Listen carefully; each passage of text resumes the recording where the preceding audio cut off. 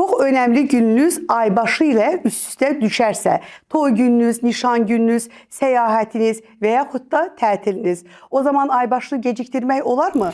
Mənə çox gələn mesajlardan biri də budur. Əlbəttə gecikdirmək olar. Əgər aybaşıdan 3-5 gün əvvəl progesteron tərkibli preparatlar qəbul edərsinizsə, o zaman siz bu preparatları kəsənə qədər sizdən adət gəlməz və preparatları kəsdikdən sonra isə aybaşınız başlayacaqdır. Lakin progesteron tərkibli preparatları 15 gündən çox istifadə etmək olmaz. Bəzənsə uzun bir səyahətə ehtiyacı olduğu halda əsasən də həcc ziyarətinə gedən xanımlar da aybaşlarını gecikdirmək üçün mənə sual verirlər. Doktor, bəs biz necə edək ki, aybaşımız geciksin? Əlbəttə ki, bu xanımlara tövsiyəmiz odur ki, bunlar doğum kontrol həblərindən, kombinə olmuş oral kontraseptivlərdən 2 qutu dalbadal içərlərsə, o zaman 42 gün boyunca aybaşı görməyəcəkdir. Və bu da sizin öncədən planladığınız işlərinizə problem yaratmayacaqdır.